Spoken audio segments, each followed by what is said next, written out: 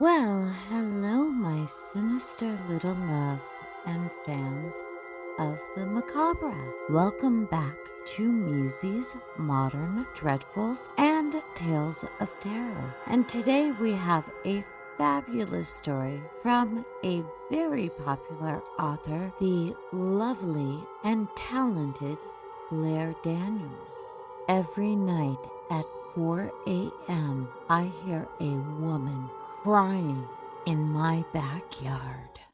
Every single night, without fail, I hear a woman crying in our backyard. The first time it happened, my wife woke me up. Harry, do you hear that? She asked in a terrified whisper. Those are the 4 words you don't want to hear in the middle of the night. Images of a home invasion race through my mind. Shots fired. Our children and my pregnant wife dead in their beds. But when I strained to listen, all I heard was the sound of someone crying. Man or woman, child or adult, I couldn't be sure. But one thing I knew, it was coming from right under our window. Is there someone out there? Emily called from the bed. I don't know. Despite the sound, when I squinted into the gray shadows, I couldn't see anyone. I'm gonna go check the door, I said as I headed to the door. No, stay here. We'll call the police. Some people use recordings of babies crying to lure unsuspecting people out of their... Where'd you hear that? Forensic files? I swung the door open. First of all, it's not a baby. Second of all, I won't actually go outside. I'll just take a look. I can't see Jack from the window. I went downstairs, armed with nothing more than a cell phone. But when I shined the light through the windows, I didn't find anyone. The crying, however, continued. Now it sounded like it was coming from the forest surrounding our backyard. It was coming from just past the tree line. And to me, it sounded like a woman's cries. It was just too restrained to be a child's. From experience with my kids, I know crying usually leads to full-blown bawling within 10 seconds. The crying was also too soft and high-pitched to be a man's cries. I pulled open a window, cupped my hands, and called out, "Hey, do you need help?" The crying sound stopped immediately, and yet she didn't reply. No other sounds came from the forest, save for the wind rustling through the trees. "Hello?" I yelled. "Anyone out there? Anyone out there?" A beat of silence, and then she started screaming. Blood-curdling shrieks over and over.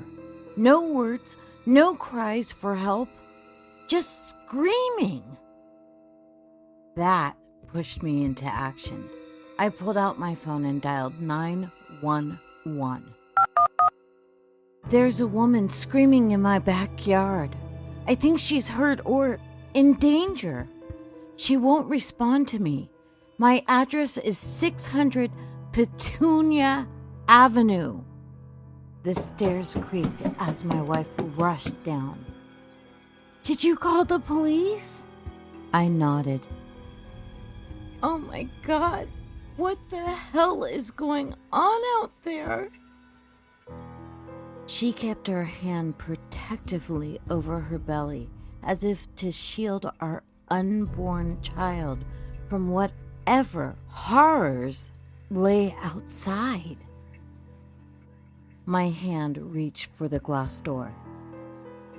What if someone is killing her right now? Or what if she's being abducted and they'll both be gone by the time the police do get here? Emily yanked me back. No, you are not going out there. But she pulled the door shut and locked it. You could get killed. Thankfully, the police arrived a minute or two later. As they walked into the backyard, the screaming cut off suddenly. Their flashlights scanned through the trees as they searched, lighting the leaves in white. 20 minutes later, they came back, empty-handed. They didn't find so much as a footprint in the wet mud. Probably what you heard was foxes, the officer said. They've got this crazy mating call that sounds just like a woman screaming. But I heard her crying. He cut me off by saying, "Look it up online," with a smile on his face. Now look, I've been fooled by it too. They sound just like a woman screaming her lungs out. It's insane. By the time we climbed back in bed, the gray light of dawn was spreading over the horizon. When I couldn't sleep, I took the officer's advice and looked up fox sounds. Apparently, they do make a sound that sounds pretty similar to a woman screaming. Convincing myself that that's all it was, I fell asleep. But the next night, it happened again. 4 a.m. on the dot. The soft crying coming from the forest. I called the police again. Yet again, they found nothing. They also warned me not to call them over the crying again unless things got worse. And so I didn't call them when it happened again the next night, and the next, and the next, and the next. I chalked it up to the foxes every time. Even though they only made screaming sounds, not crying sounds. I forced myself to fall back to sleep every time. We invested in a heavy-duty white noise machine. We bought fans, too, for good measure. We turned everything up to full blast, and for about a week, we all slept like babies. Thankfully, the kids' rooms didn't face the backyard, so they never heard a thing. Then, the night of August 24th, it happened. The night started out well. Emily and I got the kids to sleep early, and we cuddled in bed for a long time, longer than we had in weeks. Our little Ellie, I said, skimming my hand across her belly. Despite her being 5 months pregnant, there was barely a bump there. Are you sure you're eating enough? I'm fine, she replied, pulling my hand into hers and giving it a squeeze. I just don't want to gain so much weight like I did the last 2 times. You know I think you're beautiful at any weight, right? I asked. You don't need to do this for me. I'm not. She smiled and closed her eyes. I love you, Harry. I love you too. We fell asleep in each other's arms, only to be woken a few hours later by crying. It was louder, much louder. So loud I could hear it over the white noise. As I tossed and turned my way out of a deep sleep and pulled myself out of bed, I realized why. It wasn't coming from the window. It was coming from our closet. I immediately shut off the white noise and got out of bed.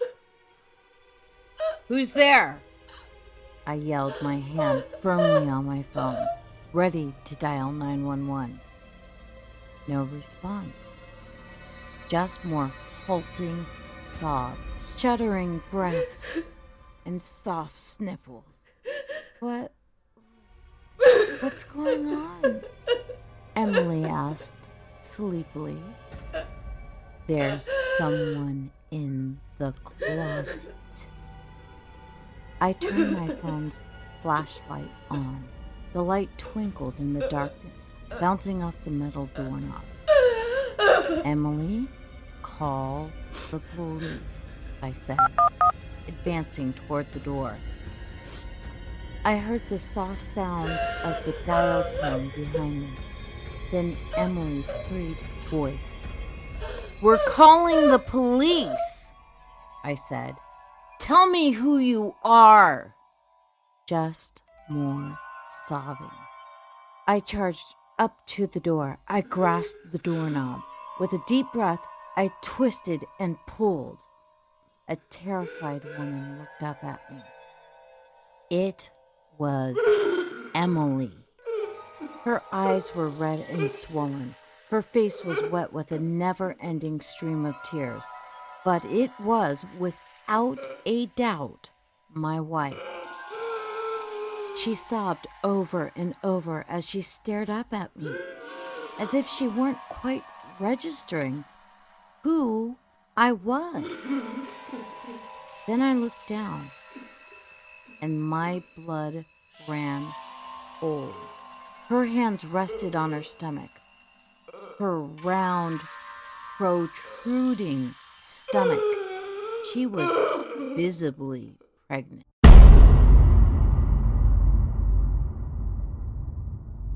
And that was every night at 4 a.m. I hear a woman crying in my backyard. But for me, it's every moment of every day I hear a fire truck going by, so I'm going to ignore the noise in the background. Please forgive me. It is what it is. California is now a burning ring of fire. And it burns, burns, burns, that ring of fire. Okay, enough. Yippee-ki-yay, Musey lovers. That was another one by BlairDaniels, friend of the channel, published author. And I do believe you can come up with your own conclusions as to what was going on. I feel like it was a doppelganger myself who was after the baby or trying to replace the wife. Could be a pod person, evil doppelganger, somebody looking to, steal a baby, but they would still be a doppelganger either way because they fooled the husband for long enough.